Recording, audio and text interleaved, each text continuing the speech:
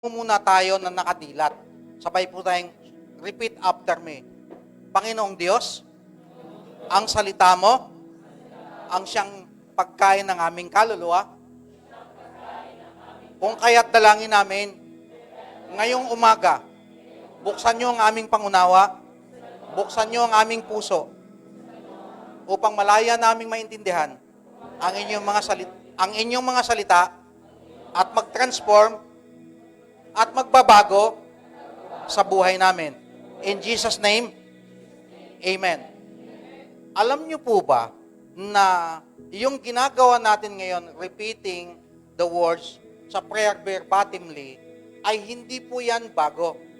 Kasing luma po yan ng binasa natin, Deuteronomy. Hindi pa ho naging tao si Jesus, ang mga talatang yan ay nagawa na. Iyan po yung time na kung saan ang Israel mula sa Egypt, babalik na silang muli sa lupang pangako. Galing na sila sa lupang pangako, nagkagulo yung buhay nila, nagka-problema sila, pumunta sila sa Egypt, hinanap nila yung pangarap nila doon, at pagkatapos, dumating sa punto ng buhay nila, nagdarahop po sila doon, inahon sa uli sa kahirapan na yon, ibinalik uli sila sa lupang pangako. Wala ho ba kayo napapansin? Galing na sa lupang pangako, inalisan nila yung lupang pangako at ngayon babalik sila muli sa lupang pangako. Alam niyo po ba na ang istorya po ng Israel noon at ang istorya natin bilang individual na Kristiyano, paulit-ulit lang. Sabihin na born again ka na, narating mo na ang salita ng Diyos sa puso mo, na isabuhay mo na, pero darating ka sa punto na sisemplang ka, sasablay ka, lalayo ka sa Diyos. Para lang alibugang anak, di po ba? Sino ang pamilyar sa istoryang yon? Baguhin ko yung tanong. Sino po ang hindi pa nakakarinig patungkol sa istorya ng alibughang anak? Taas ang kamay. Isa lang? Sabi niya, huy, ba't ako lang? Oh, bigla tuloy siyang natakot, huy, ba't ako lang? O, kayo ba dyan? Alam niyo na yung storya ng prodigal son? Alibughang anak? Alexa? Alam mo na? Parang. Oo, sige. So, makakarating tayo sa parang Marikina niyan. Okay. Now, ano po ang istorya tungkol dito? Na makikita natin, guys, listen up. Makikita natin na ang buhay ng tao'y paulit-ulit lang. Kaya nga, ang sabi po dito, pakinggan natin ito ang mga kautusan na mga tuntuning ibibigay ninyo sa inyong mga anak. Alam niyo ba ibig sabihin ng alituntunin? Baguhin na natin. Sa eskwelahan may batas. Ayan, get nyo na yon. Alituntunin ay batas. Sa school may batas. Sa classroom may batas.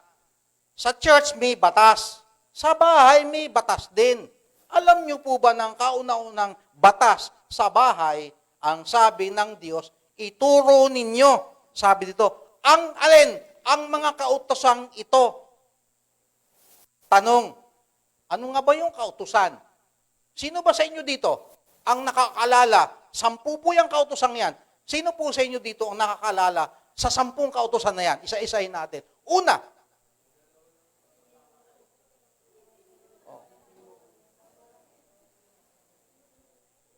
marami pa akong bigas na kakainin dito.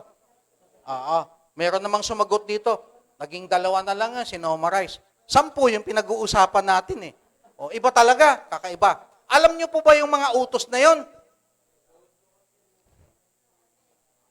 Babalikan natin to. Magiging Bible study ngayon ang preaching natin. Tatakot ako dito kung makakaligtaan ko to. Tingnan natin. Exodo. Ayokong mawaglit ito sa mga isipan. Exodo 20. Genesis, Exodus 20. 20. 1 hanggang 8.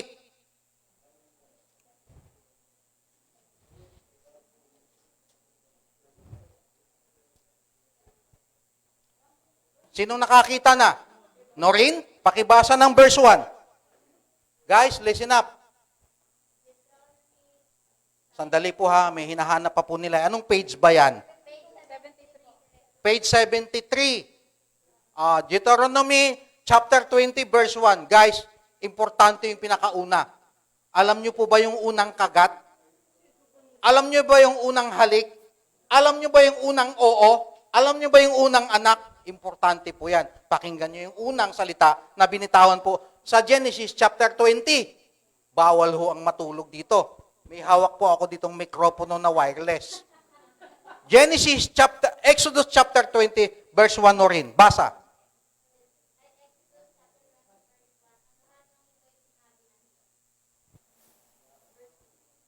Verse 2.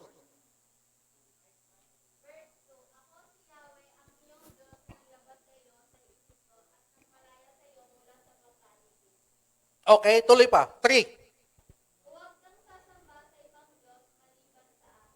Bakit kaya? Ba't niya sinabing huwag kayong sasamba sa ibang Diyos maliban sa akin? Ano yung unang, bago niya sinabing huwag kayong sumamba sa ibang Diyos liban sa akin, bago niya salitain yon, ano ba yung gusto niyang mangyari? Ano ba yung sinasabi niya? De? Meron po muna siyang sinabi doon, bago yun eh. Kasi, yon. Kasi sabi niya kasi, ako, si Yahweh, na nagpalaya sa inyo sa pagkaalipin. Ibig sabihin, ang Diyos, ang ginamit ng Diyos, sarado mo po uli. Ang Diyos, ang nagpalaya sa atin sa kasalanan. Ang Diyos ang nagpalaya sa atin sa pagkaalipin. Sino nga po dito yung malaya na? Gusto ko makita kamay. Sige, baba natin. Babaguhin natin yung tanong. Sino po sa inyo dito ang hindi pa nakalaya? Isa na lang. Ano ba yan? Nagtaas ba yan ng kamay o nag-ayos lang ng buhok? So kapag malaya ka na, di ba may kinanta kanina? Di ba ang kinanta natin kanina? If you are free indeed. Paano bang tono nun? Paano ba yung linyahan nun? Di ba? Ano yung una? No. Yung unang. Judas. Buksan mo nga. Tingnan nga natin. Nagguluhan ako dun eh. Buksan natin. Ano ba sabi dun? Ano sabi dyan? Who the Son sets free. Sino dito yung pinalaya na ng anak?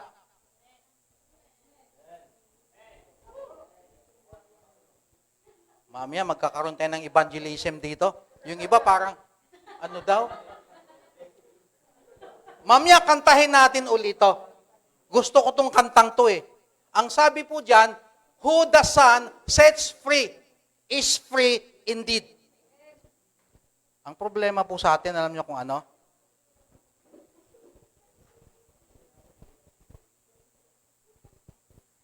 Alam niyo kung anong problema sa atin? Yung mabagal baga tayong sumagap doon sa mga bagay na dapat nating nasagap na. Yung, alam niyo po ba tayo, ito para maintindihan natin tayo, binabaliwala ito na lang, bibigyan ko kayo ng practical na exercise. Tanggalin niyo yung face mask ninyo. Sige, tanggalin niyo sabay-sabay. Okay, ganito. Takpan ninyo yung ilong ninyo, 1 minuto lang. Para magkaintindihan tayo. Meron akong gusto. Sige, takpan niyo yung ilong ninyo, 1 minuto lang. Takpan ninyo. 1 minuto lang.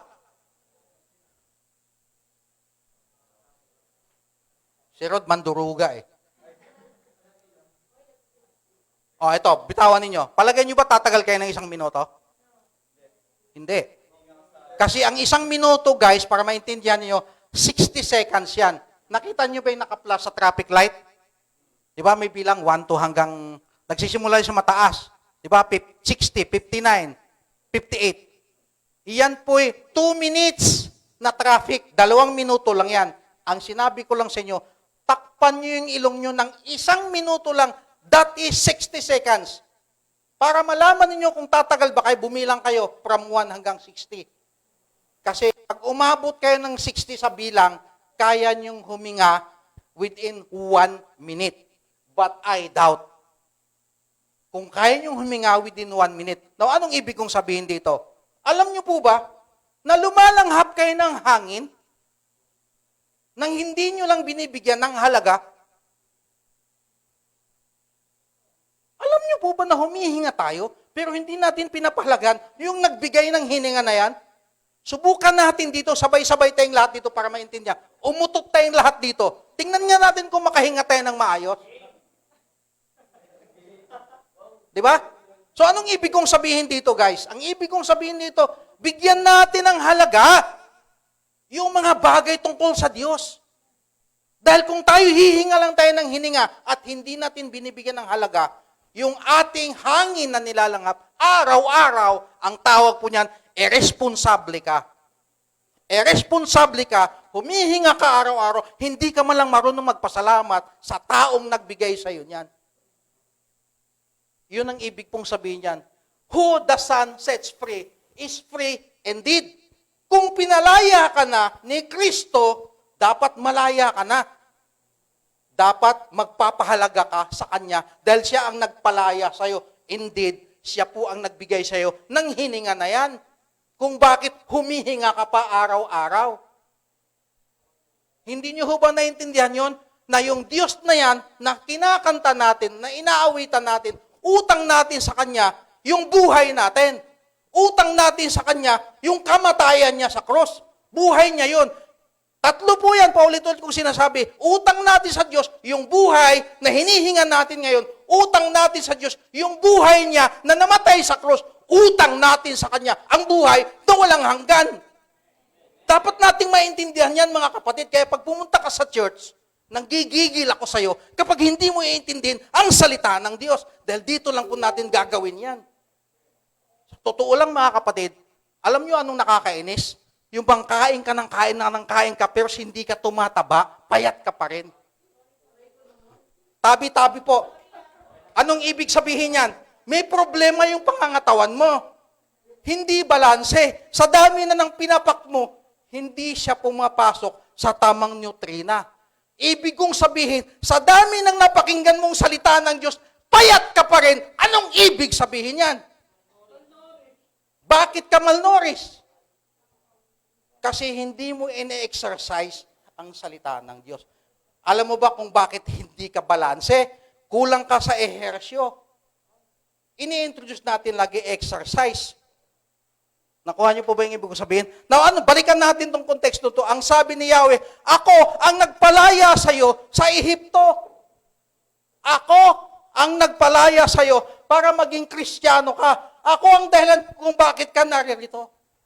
Kaya, etong kautusan na to, tandaan mo, etong kautusan na to, ako. Ito yung unang kautusan, ako si Yahweh. Ako si Yahweh, wala ka ng ibang diyodyosin. Wala ka ng ibang iidolo. Kaya hindi ako nagtatype niyo sa idol.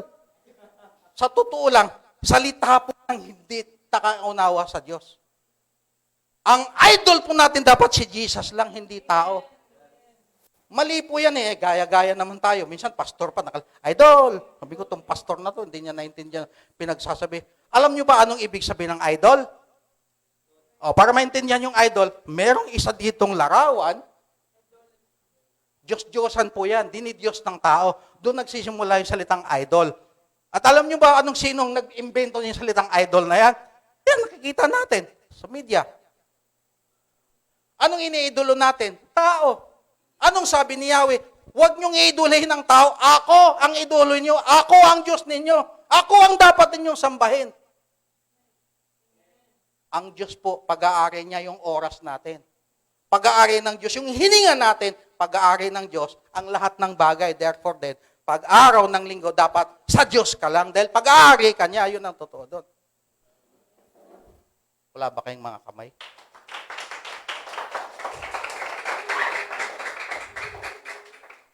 Utang natin sa Diyos ang lahat ng bagay. Kaya nga sabi niya dito, mga kapatid, huwag kayong magkakaroon ng ibang Diyos maliban sa akin. Unang utos yan. Ano yung pangalawang utos? Makikita natin.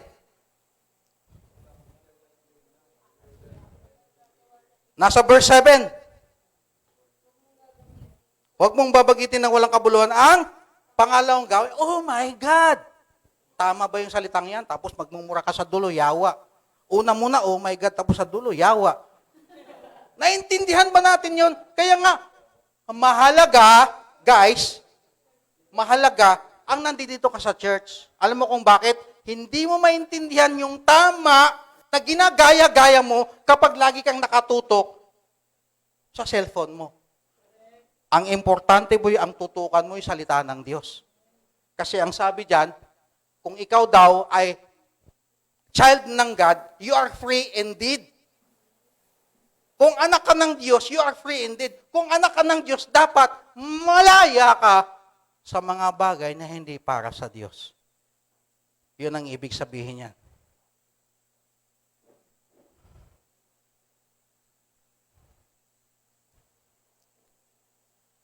Etong verse 8.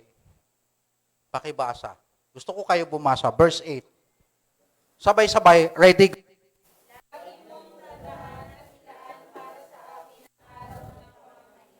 Nine. Tuloy.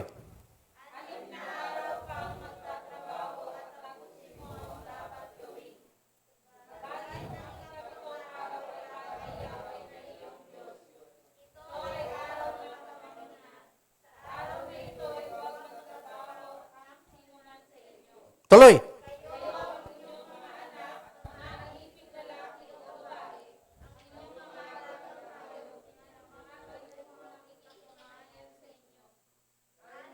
Up. Wala ba kayo napapansin doon sa binasa ninyo? Ano daw gagawin natin sa araw ng Diyos? Walang magtatrabaho? Walang matutulog. Wala nga magtatrabaho, di wala ding matutulog. Tama po ba? Anong ibig sabihin? Italaga mo yung araw na yon. Anong ibig sabihin ng italaga? Naintindihan niyo ba yung salitang italaga? Ilaan mo ang araw ng pamamahinga. Tanong ko, yan ba'y pakiusap o utos? Nakikiusap ba sa atin ng Diyos? Hindi. Inuutusan po niya tayo. At ang tawag po dito, this is an imperative command. Pag sinabing imperative, guys, ganito lang kasimple yun. Pag sinabi ko, Sam, pahinging tubig, binigyan ako ni Sam ng tubig. Nainom ko na. Nakainom na ako tubig. May utos pa ba? Wala na. Bakit? Nagawa na niya. Nainom ko na rin. Ito pong utos na to, itong utos na to, kaya imperative siya kasi walang katapusang utos to. Kahit nagawa mo na, tuloy mo lang. Nakuha niyo po? So, utos po ito ng Diyos na kailangan tuloy-tuloy po nating gawin. Nating gawin. Tuloy-tuloy. Imperative command po yan. Yun ang ibig sabihin niyan. Okay? Nagkaintindihan po ba tayo? So, alam nyo na po kung anong ibig sabihin ng araw para sa Diyos. Ang araw para sa Diyos, yung bang attend ka sa church bukas, huwag mo nang sagutin, pag-pray ko po muna. Kalokohan niya. Ngayon pa lang tinuturuan ko na kayo kasi pananagutan ko kayo. Naintindihan nyo, this is an imperative command. Utos ito ng Diyos na dapat nating sundin at pag ginawa na natin, nasunod na natin, gawin natin lagi. Ugaliin natin lagi na ang araw ng Diyos nasa church ka. Kayo, huwag mo nang sabihin sa iyong katok o katext, pagpipray ko po muna kung Lord ni God, will ng God na atin ako bukas. Di po ba? Isipin nyo na po dito, ang sabi po dito, tignan nyo guys kung gaano katindi ang Diyos. Sabi niya, 6 na araw kayong gagawa ng lahat ng inyong gagawin. Ang 7 araw ay araw ng pamahinga, itatalaga nyo sa akin, ang araw na ito, walang gagawa isa man sa inyo, ang inyong mga anak, ang inyong mga pati katulong, pati ang inyong mga hayop. Ang sino mang naninirahan sa inyong bayan, walang gagalaw, walang gagawa, walang tutulog, dahil ang araw na yan sa Diyos. So, ang sabi dito, pati yung mga hayop mo, yung mga hayop na yan, dalhin nyo dito. Nakuha nyo pa ba yung ibig sabihin? So, mahalaga po sa Diyos yung araw ng para sa Kanya. Ito muna tanong ko. Nung maintindihan natin to, ano ngayon ang gagawin natin in response to that?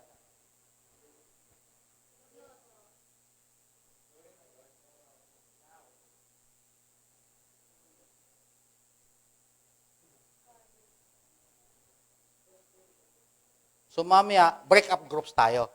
Pag-usapan natin bawat isa. At gusto kong mangyari sa break-up groups, kayong mga facilitator, huwag kayong kuda ng kuda. Bigyan nyo ng time yung pinapacilitate ninyo. Kaya nga kayo'y facilitator eh.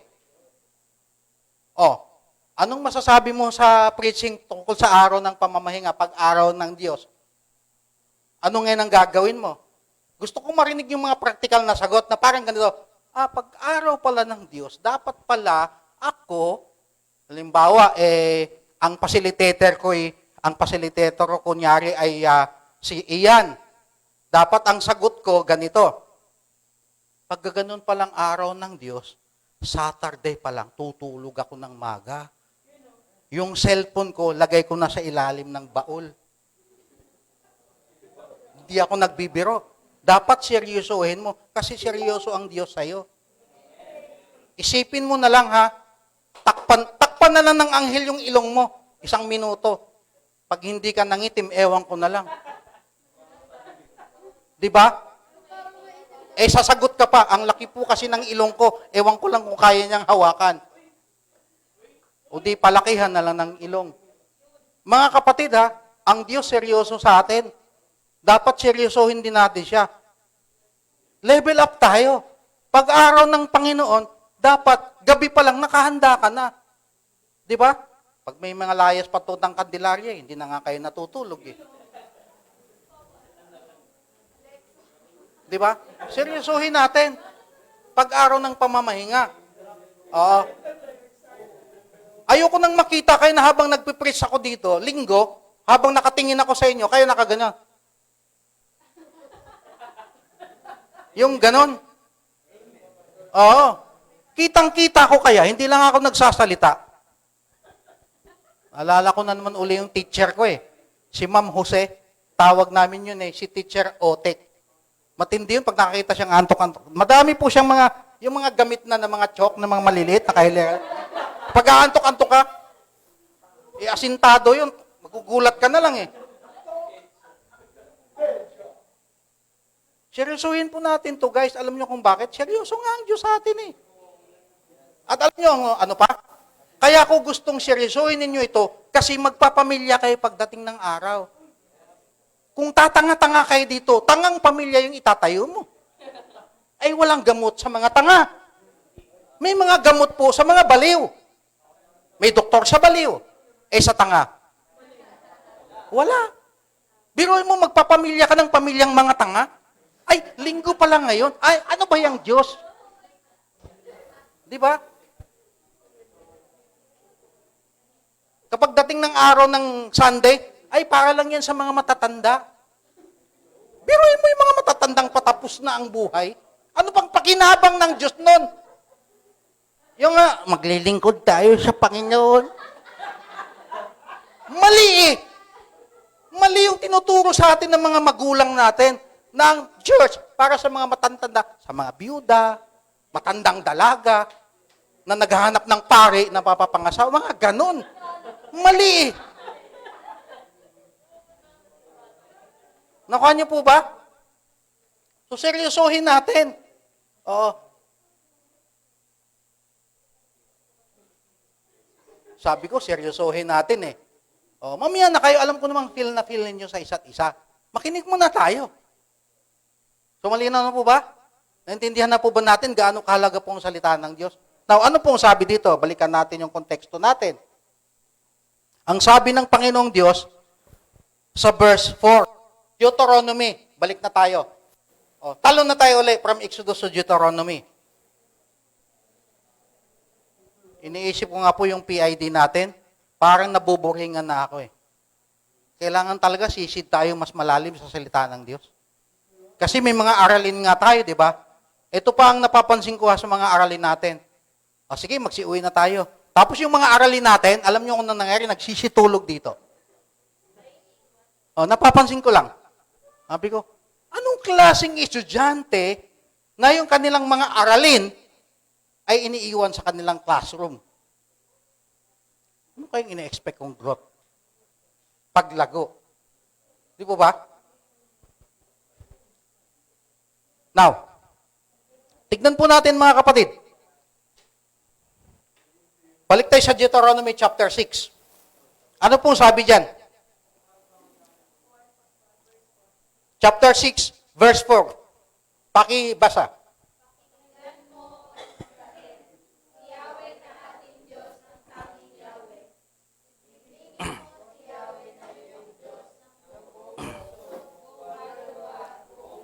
Six.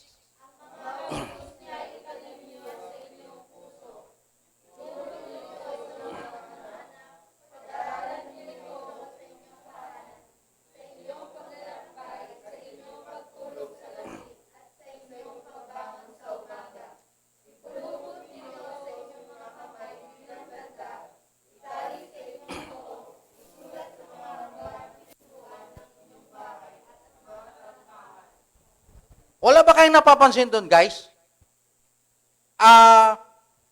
Pag binasa mo siya, ano gusto mangyari ng Diyos?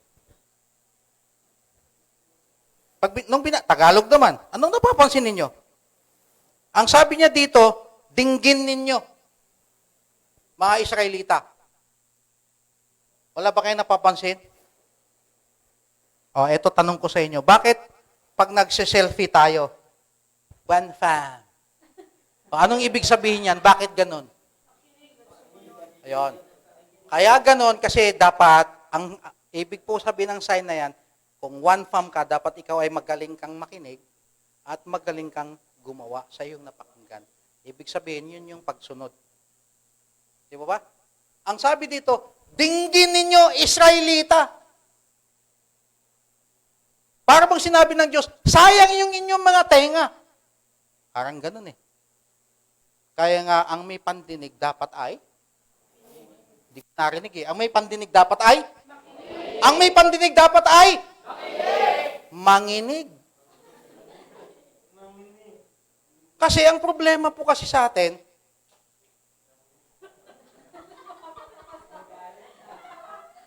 sa loob ng church, naglalaro.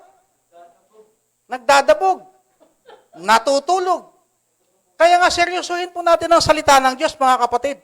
Sapagkat ang sabi po dito ay, dinggin ninyo, at ang sabi niya, ibigin ninyo ng buo siyang puso, kaluluwa at buong lakas. Itanim sa inyong itanim saan? Sa kapitbahay ba? Itanim saan? Sa lupa? Saan itatanim? Sa puso natin. Oo. Important. Tama ba? Itanim ninyo sa inyong mga isip ang mga utos na to. Di ba? Ituro ninyo. So, ibig sabihin, hindi lang natin itanim sa ating isip, ituro natin sa... Kayo ba, wala ba kayong planong magkaanak? Ikaw ba, Dick, wala ka bang planong magpamilya? Meron, di ba? Kaya nga makinig kang mabuti ngayon pa lang. Kasi magpapamilya ka.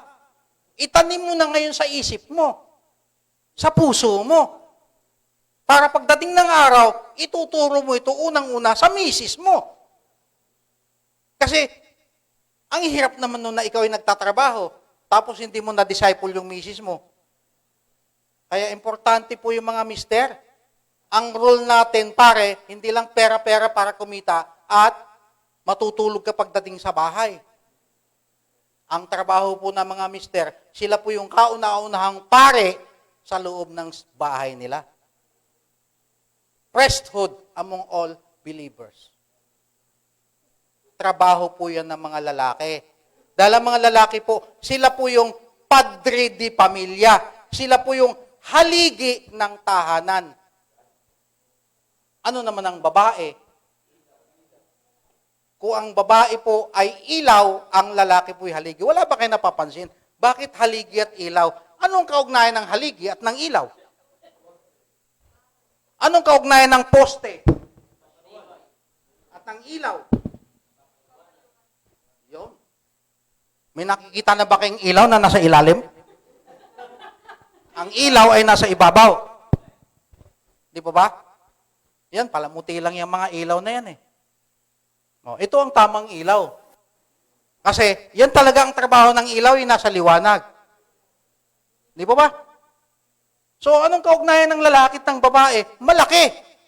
Kasi hindi naman tatayo yung ilaw kung walang poste, kung walang haligi. Ay kung kayo ngay natuling ang lalaki, wala naman sa inyo yung pagiging haligi. Kasi nandun kayo lagi kikumpare, kikumare. Okay lang sana kung kikumpare lang. Ay madalas nakikumare din. Issue ngayon yan. So anong klaseng lipunan meron tayo? Kaya nga maraming ngayon, nagkakameron po ng problema. Guys, mamaya tatawag ako na ito ng isang kabataan. Naalala niyo yung nakaraan, una nating topic to first Sunday, nagtawag ko ng 3 babae at 3 lalaki, youth. Di ba? Tinanong ko isa't isa, ano ang gusto mong maging na mapapangasawa mo? Yung iba naman sabi, gusto ko pastor yung medyo bastos. Di ba? Sabi naman ng isa, hindi ko pa maisip, pastor, basta pagdating na lang nung panahon yun, mga ganon. Di ba? Kung ano-ano mga, di ba? Kung ano na lang ang naiisip. Pero alam niyo po ba, kaya nga mahalaga sa inyo dito pa lang, ngayon pa lang, sa panahon ko, under my watch, wala akong pakialam kung anong nakaraan mo, kung anong buhay ka noon. Ang paki ko ngayon, nung ako na maging tatay mo, ituturo ko sa kukote mo ang importante ng salita ng Diyos. Bakit? Dahil pananagutan ko po yan. At hindi ko ina-assume na naintindihan mo. Kaya nga, dito, talaga, kagabi pa ako hindi na pagkakatulog, nanggagaling po kami sa One Family, yung national. Nung umuwi ako, ang daming pumapasok sa isip ko. Sabi ko, kailangan talaga yung mga K-person dito, kakausapin ko. Kasi minsan kasi ina-assume na lang natin na lahat tayo dito yung nagkakaintindihan. Tulad ngayon, wala yung isa nating kaibigan. Isipin mo, nandito siya kahapon, Sabado, tropa-tropa. Pero pag-araw na para sa Diyos, wala siya. Anong ibig sabihin yan? Hindi ba kayo nag-iisip niyan? Ako bilang tatay dito, iniisip ko yan, na-challenge ako sa ganyan. Alam niyo ba yung kinakanta natin? Na yung 99, iniwan niya, hinanap lang niya yung isa. Kinanta natin yung kanina, tama? Di ba? Bakit? Kasi sobra siyang nagmahal sa'yo. Iniwan niya yung 99 para lang sa'yo. At yung sa'yo na yun, ikaw yun at ako. Kaya hindi ako papayag na yung taong yun na wala ngayon, pag-araw ng Sabado, nandito. Tapos pag-araw ng Linggo, wala. Ano yun? Na-challenge po ako sa ganon. Nahahamon ako sa ganon. Ibig sabihin, hindi pa talaga tayo dito, totally lahat dito, nakasalo po sa vision ng Diyos. And it so happen, I am the vision keeper. So, kailangan, bababain ko yung mga yon. So, kung ilan man yung absent ngayon, na nandito kahapon, nag-iisip ako niyan. Challenge ako dun Biruin mo, tuwang-tuwa sa company ng mga katropa, jamming sila, practice. Di ba? So, masyado siyang involved sa mga bagay na ganon. Pero pag mga bagay na patukol sa Diyos, absent siya. Nasa-challenge po ako dun. So, kailangan po nating pag-usapan yan. Bakit? Kasi ang pinag-uusapan natin dito, balikan nga natin yung slogan, ang sabi doon, build, establish a family, build a home. And you know what family is? Guys, ang tinutukoy na pamilya dyan. Ang tinutukoy na pamilya dyan ay pamilya ng Diyos. Well, biologically, sa bahay, composed of tatay at nanay. Tanong ko po sa inyo, yung tatay ba't nanay ninyo perfecto? Di ba? Hindi. Kaya nga kinakailangan, kayo ngayon na magpapamilya, kayo sa panahon ninyo, yung mali noon ni tatay ko at ni nanay ko, itama na natin ngayon. Hindi yung uulitin din natin yung mali nila. Nagkaintindihan po ba tayo? Hoy, dapat maliwanag yan. Yung bang tipong, kaya gustong-gusto ko po nga, kapag kayo dito, na-inlove sa isa't isa, tiyakin ninyong tama yun. Hindi yung na-inlove kayo ngayon, makalipas ng isang buwan, iba na yung gusto. Lokohan yan. Hindi ganyan ang sinasabi ng Bible.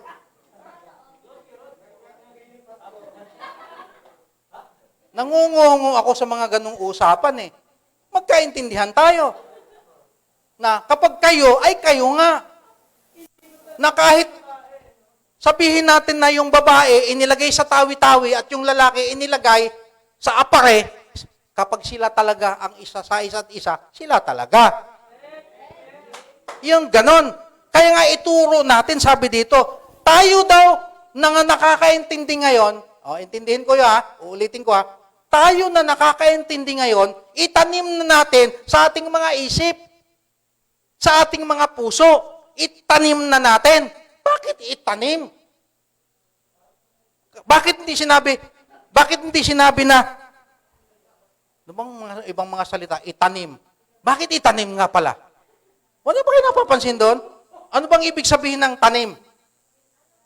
Pagtatanim. Pag tinatanim, hindi, bago anihin. Bilis naman eh.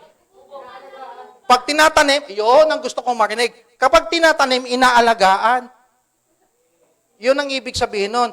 Pagka may tanim, aalagaan mo siya. Ibig sabihin, every Sunday, dahil natamnan ka ng salita ng Diyos, aalagaan mo every Sunday. Nandito ka. Hindi yung, linggo na pala ngayon. Hindi ganun. Dapat naintindihan mo. Aalagaan ko yung kaligtasan na binigay sa akin ng Diyos. Therefore then, every Sunday, nandito ako. Aalagaan ko siya. Bakit mo siya alagaan? Anong kasunod? Tinanim mo?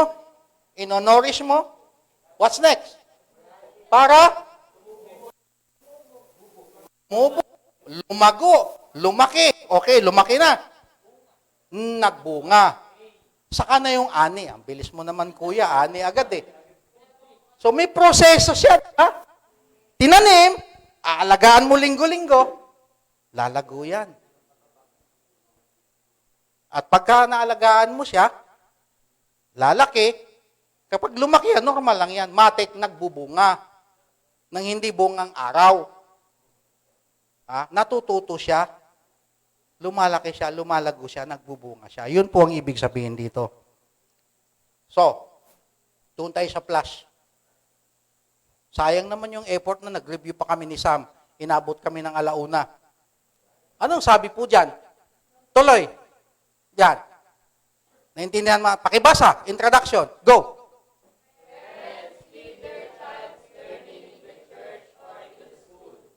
Ano daw? Anong ginagawa ng mga traditional na mga parents?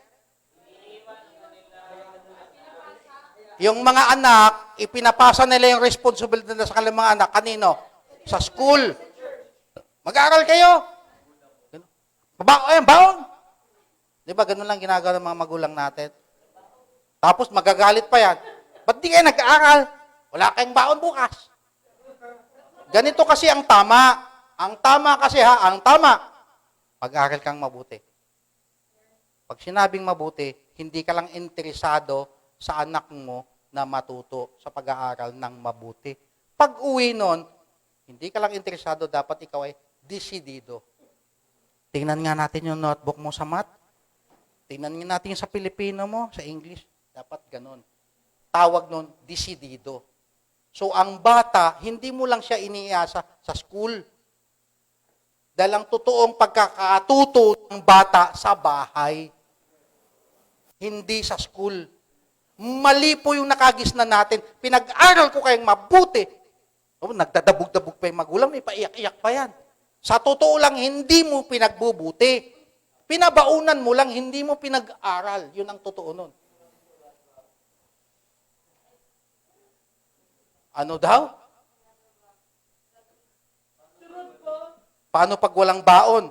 O sino ba, para kanino ba yung pag-aaral? Sige, payabangan tayo dito. Total, sumabat ka na rin lang. Para kanino ba yung pag-aaral? Ha? Diretsuhin mo yung sagot, anong amen? Masyado kang spiritual eh. Para kanino ba yung pag-aaral? Para sa'yo. Oh, walang baon. Pagpalagyan natin, hindi ka pinabaunan ng magulang mo. Titigil ka ba? Pumasok ka pa rin.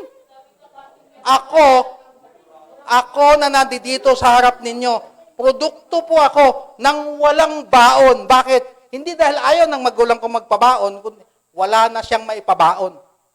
Pero hindi ibig sabihin nun, pag wala na akong baon, titigil na ako sa paghinga, titigil na ako sa pangarap ko. Recess. Kumililing yung bell. Takbuhan yung mga estudyante sa kantin. Takbo din ako. Pero hindi sa kantin. Doon ako sa lagayan ng mga grepo. Nagbubukas ako doon. Umiinom sila ng soft drinks, umiinom ako ng tubig. Tanong, 58 na ako ngayon. Sino sa amin kaya sa palagi mo ang diabetic? Yung mga nagiinuman ng soft drinks o yung umiinom ng tubig? Kasi feeling kasi natin, pag tubig lang, pag gulay lang, ang hirap. Pobre ka lang. Mali pong pagpapalayan. Kaya nga, dapat matuto tayo sa salita ng Diyos. Dito, sa church na to, ito'y paaralan, ito'y synagogue ng Diyos. Hindi ako naniniwala na kapag walang baon, pag walang pamasahe, titigil ka na sa pangarap mo. Dahil para sa'yo yan. Ano kung nagkukulang yung magulang mo, di ikaw ang magpuno. Ano kung nagkamali yung magulang mo, di itama mo. Sapat ka na. Hindi ka na dapat umasa sa kanila. Tama po ba? So, sa pangalawang punto, anong sabi dyan? Most of the time,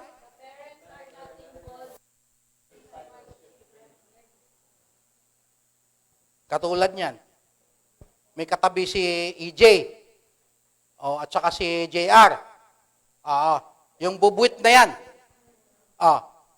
Ang alam ko, 12 pa lang yan. Tama ba? Teacher Ness? 10. 10 pa lang. So, breaking the record yan. First time nating nagkaroon ngayon ng attendee na 10 years old. Di ba? Sa totoo lang, naka-livestream tayo ngayon, bawal pa yan. Pero, dahil si Tita Ness ang nagdala niyan, siya ang may pananagutan dyan. Di ba? Pero kung tutuusin, guys, yung batang yan na nandito, hindi yan dapat pinursige ni Teacher Ness na dalhin sa church. Ang tama dapat niyan, ang magulang ang dapat nagpursige niyan. Sasamahan siya dapat ng magulang niyan. Yan ang sabi ko kay EJ. Kung gusto ng mga anak na matuto sa church, samahan ng magulang. Dapat matuwa pa yung mga magulang eh. O di wag na siyang mag-work, matuto lang yung mga anak niya. Di ba? Para ano ba yung ating pag-work? Di ba? Para sa mamam lang ba? Hindi You're building, kaya nga sabi dyan, you have to build a home. Magtatayo ka ng home. Ano bang home?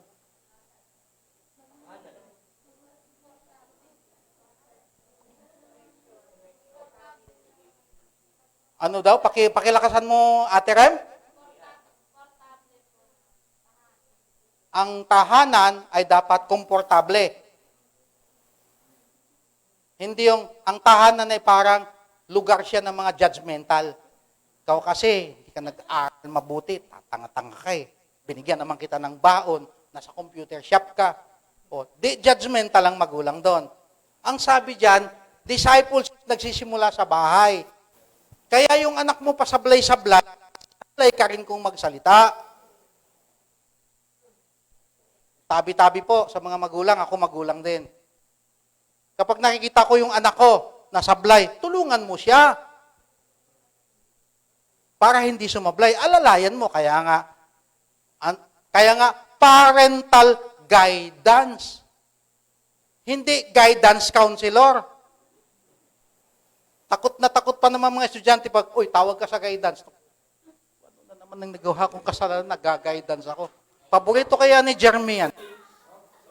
Yung office ng guidance. Paborito ni Jeremy yan. Kilalang-kilala siya dyan eh.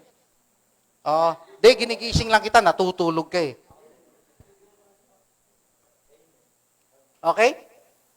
So, ang discipleship nagsisimula sa bahay. Kaya sa church kasi, lalagay sa bulletin board, kung sino yung magpapa-enroll ng discipleship class natin, lagay lang pangalan. Mali po yan eh. Ang discipleship, nagsisimula sa tahanan, hindi sa church. Ito pa, masakit.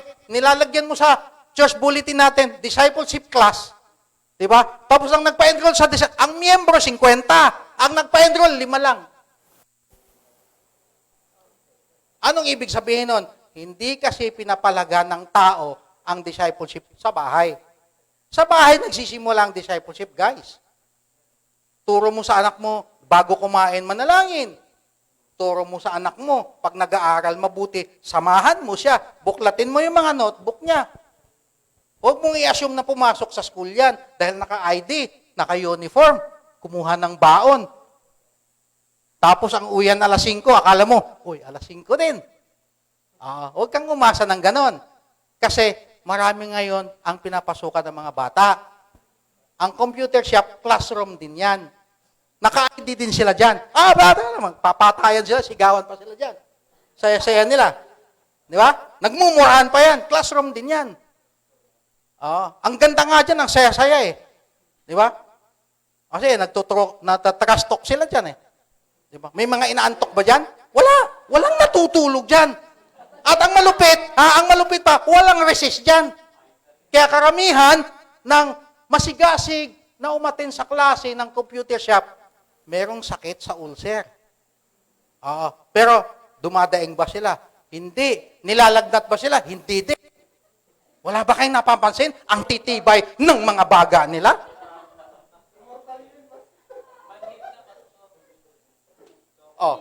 Bakit? Kasi interesado sila doon. Kasalanan po ng magulang yan. Ngayon, sisisin, dapat yung mga lahat ng mga computer shop na ipasara na yan. Ireklamo natin sa barangay. Sa totoo lang, ang dapat ipasara natin yung bibig ng mga magulang na hindi marunong magturo sa kanilang mga anak. Kuda kayo ng kuda. Ang totoong discipleship, nagsisimula sa bahay. Turo nyo sa inyong mga anak yung tamang pangatwiran, yung tamang pananaw. Hindi yung, hindi ka na nireplyan? Hiwalayan mo na yan kasi, nung ko pa sinasabi sa'yo, hiwalayan mo na yan eh. May ganun ba? Hindi ganun ang discipleship sa bahay. Ang tamang discipleship, anak, kung di nagre-reply, ipag-pray mo. Mag-usap kayo. Yung ganun, yung mali na nga, gagatungan mo pa. Mali ang discipleship natin sa bahay. Mga kapatid, makinig kayong mabuti. Yung mga anak ko, mula nung maliit pa hanggang lumaki, isa lang ginagawa namin araw-araw, meron kaming family devotion. Family devotion. Hindi na ako magtataka ngayon kung bakit ang mga anak ko mangangaral. Ay bisipin mo ba naman, mula maliit, nag-aaral na ng Word of God. O ano siya paglaki? Sasabog yan kapag hindi mo siya bibigyan ng pulpit. Punong-puno na yan eh. So, guys, yung natutunan ko sa pagpapamilya, dapat ay matutunan nating lahat. Dahil sa totoo lang, hindi ako original nun. Ang original nun, nandito sa Deuteronomy. Nandito sa Biblia, ang totoong legit, ang totoong orig. Nasa Bible po yan. Kinopya lang ng mga tao. Ang tanong, totoo ba? Ang kinokopya ninyo ay dito nga. Baka yung kinokopya natin ay yung mga tinuturo lang din ng mga mali, ng mga maling kinokopya ng mga kanunuan natin. Di ba? So, ituloy po natin. Meron pong istorya dito, yung aking pamangkin. Ang istorya po niya, ganito lang. Doon sa pangatlo, the story of my niece. Ang sabi niya, ganito. Meron daw ngayon na umaatin sa church na ang laki ng pagkukulang niya sa mga anak niya. Para punan, yung pagkukulang niya sa mga anak niya, idinadaan niya sa material na bagay.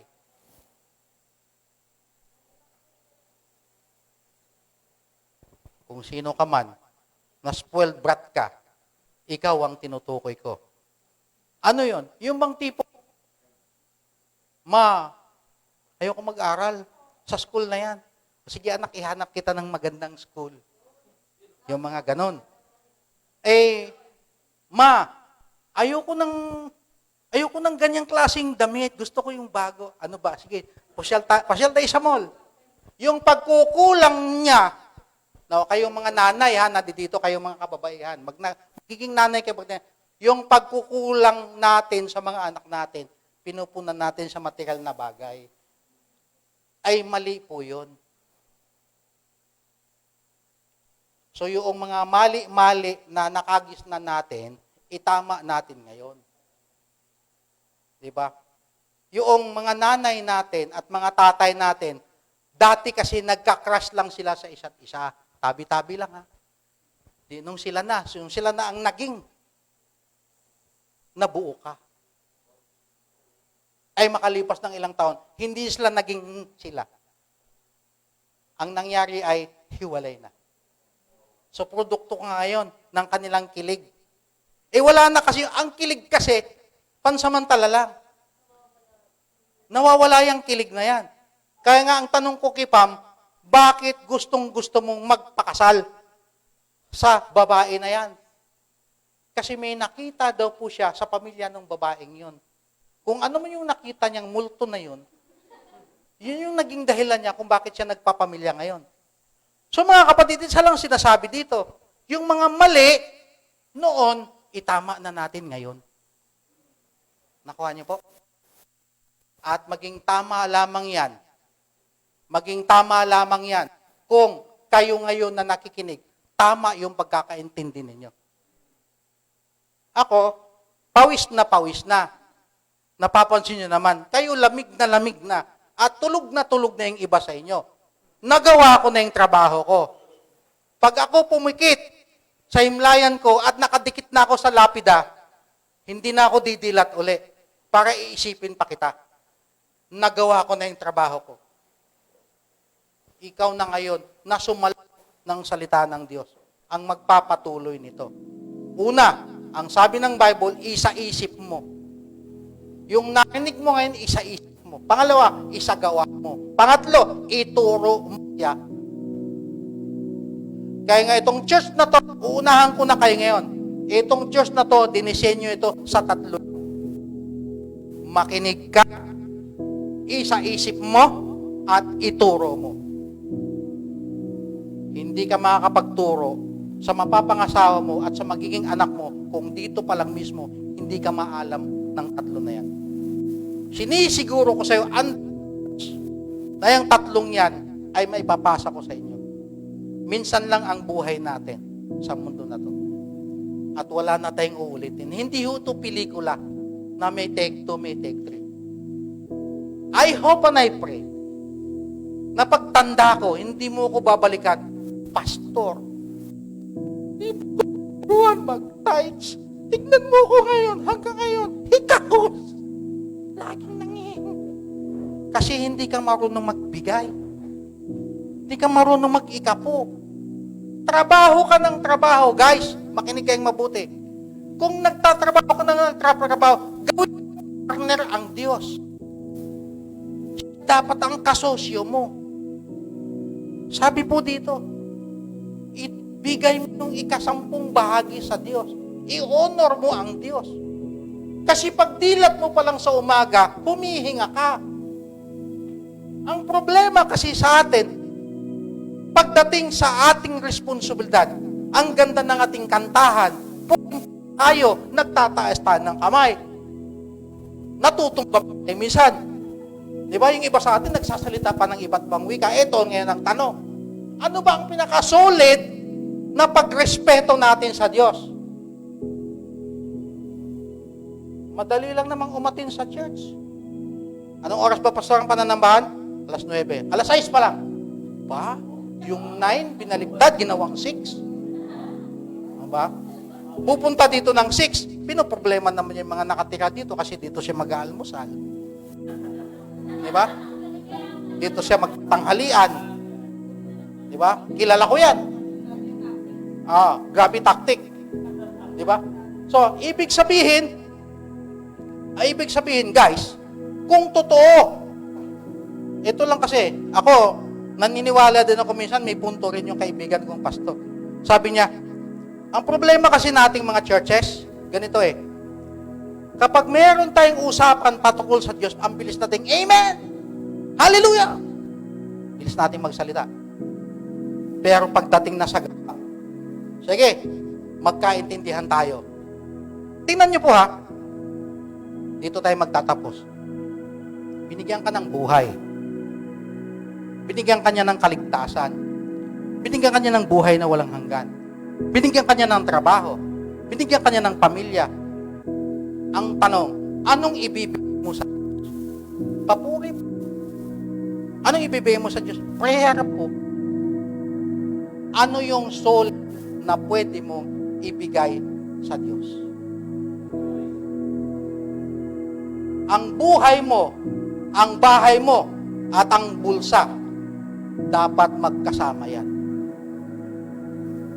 Kasi, ano bang silbi ng buhay mo at ng bahay na itatayo mo kung ang bulsa mo hindi kasama sa bahay at buhay? Alam niyo po ba na ang sukatan po ng Old Testament ng mga Israeli? To be an Israeli, to be a Jew, you have to bring your tithes and offering sa templo. Bakit po? Kasi 12 tribes po yan. Napapansin niyo po ba yung 12 tribes na yon? Yung 12 tribes na yon, 11 lang doon ang may pamana ang Diyos. Ang pang-12 nun, mga Levites yun. Kaya sabi ng Diyos, kayong 11 na tribes, mag-tithes kayo sa temple. Bakit? Kasi ang need ng temple, kayo dapat ang magpo-provide. Kasama dyan yung mga Levites. Swapang ang mga Israeli, ayaw magbigay. Anong nangyari sa kanila? Nagdarop sila pagdating ng famine. Magbasa kayo. Balikan ninyo yung Old Testament. Anong nangyari sa kanila? Tumakbo sila sa Egypt. Sino lang nagdikta sa kanila? Remember ha, isang tao lang po ang nagdiktas sa kanila doon. Itago na lang natin sa pangalang Joseph. Sino ba si Joseph? By the way, si Joseph lang po ang isa sa pinakamatapat na anak ni Jacob. Takes only one man to tango. Tanong uli, anong ginagawa ng Israel? Wala. Irresponsable pa rin. Now guys, listen to me. Sasabihin ko sa inyo, ang solid na ebidensya na kayo ay gumagalang sa Diyos at rumispeto sa Diyos, nakakaintindi sa pagpapala ng Diyos, nagtatides dapat. Why? Hindi yan para sa Diyos. Hindi kailangan ng Diyos yan. Kahit nga mawala tayong lahat dito, mananatili ang Diyos. Magkaintindihan po tayo. Kahit maiwan yung lahat ng mga instrumento dyan, mawala tayong lahat dito, tutugtog yan. Bakit?